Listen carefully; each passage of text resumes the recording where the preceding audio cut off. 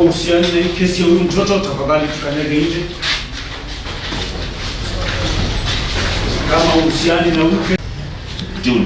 My name is Connie Mutiso. I'm a teacher. I'm a mother to Charles Mutiso.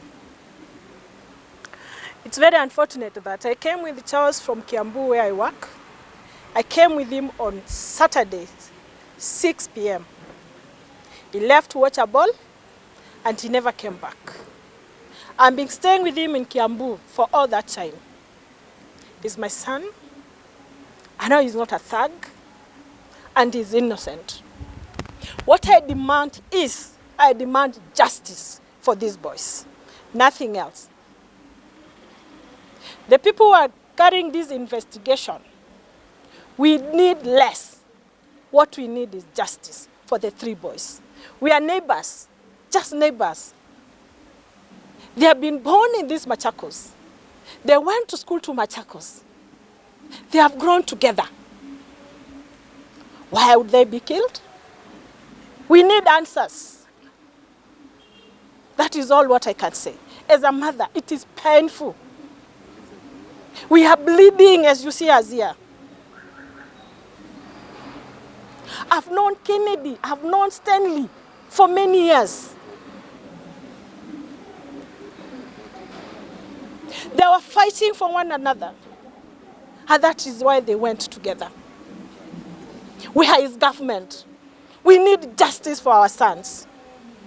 That is all what I request, and that is my demand.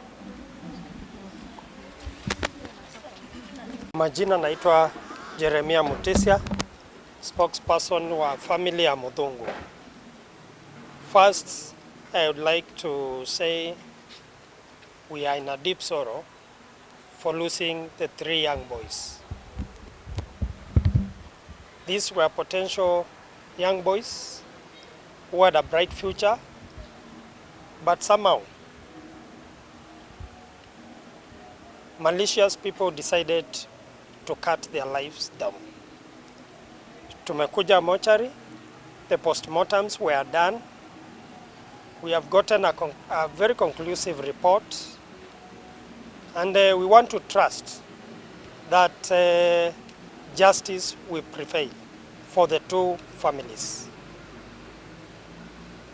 Tumekuwa pale na ile mambo tumeona, it is very evident that our boys were maimed, killed and burnt by malicious people. And therefore, as a family, because this matter is under investigation through the police officers, we want to leave it at that. And what we are praying is that we need justice for the families, because to lose such young lives, it is very traumatizing. For us as families, we have lost, but we leave it to God, because we know God is there and is the maker of life, and is as well is the taker of that life. And for the 3 boys, what I can say, may you rest in peace till we meet again. Thank you. My name is Cosmas Jengo. I want to speak on behalf of the family of Charles Mutiso. And I want to start by extending pole to the family and also to the family of Ken and Stan, because this is something which happened which was not expected by any of the family members. I want to start by giving an advice to all of us. Should you find yourself in a situation where there is life to be lost, please, before you participate in the laws of the family, ensure that you find the right information, and at the same time it is also important that you don't take law into your hands, because our belief is that at this particular point, when these boys lost their lives, some people took law into their hands, which we seriously condemn it, and we are asking for justice as family members. At the same time, I also want to say that we are here so that a post-mortem can be done for the 3 boys who lost their life. Post-mortem has been done. We want to appreciate the doctor and all the people who have been here for standing with the 2 families. And because the post-mortem report is there and we have the investigating officers as family members, we are only asking that throughout this process, let fairness be seen to be done. Let justice be placed on table, because this is the only thing we can ask for, because we all have a right to live, and a right to live well, and a right to protect each other, which is very, very important as members. So as you wait and pursue for justice, what has the... These are people who had lives whom the parents and every other person would rely on. Their history is known. Anybody who would claim that they had participated in an act which was not right, then can bring the information, because we have the history on how they have lived. And these are people who have lived within Machakos town since when they were young and when they were schooling. How did you get this information? It is alleged that these boys were killed and burnt because they were thugs. And according to the family members, that is not the right information.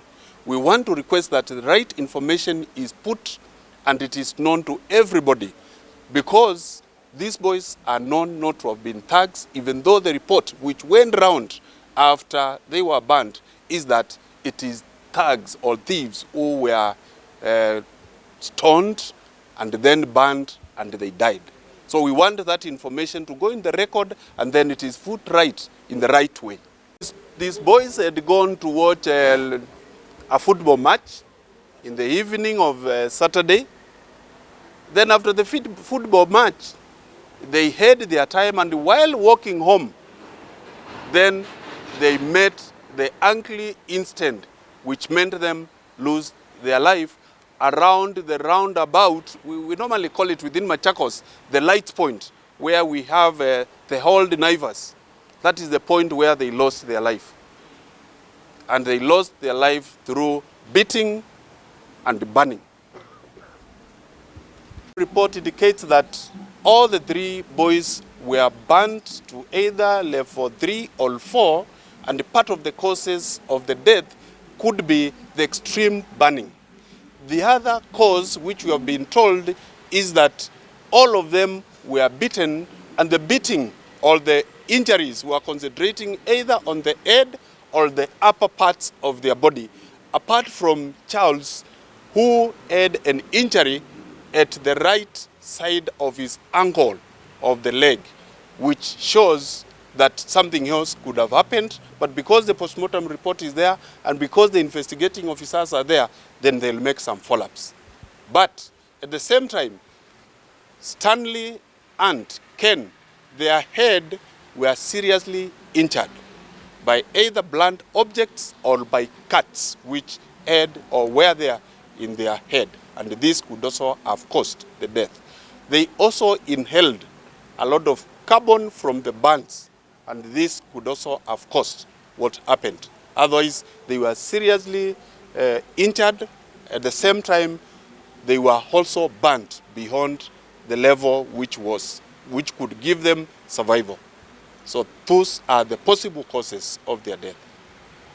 Upon the arraignment of the main perpetrator, that is Christopher, he has been arraigned today by the police when they are seeking for extension of their detention days. That is, they were seeking for 21 days to detain the accused person. The court has granted the police and the investigating authorities 21 days. The accused person will be detained at Machakos police station pending investigations. We shall still reiterate that the investigations will be thorough.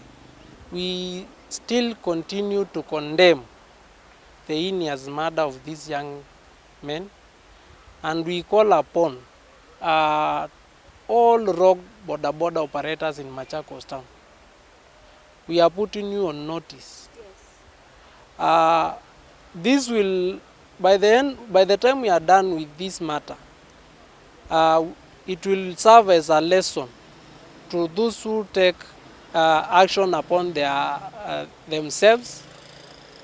Life is sacred, and no one has a right to take that life.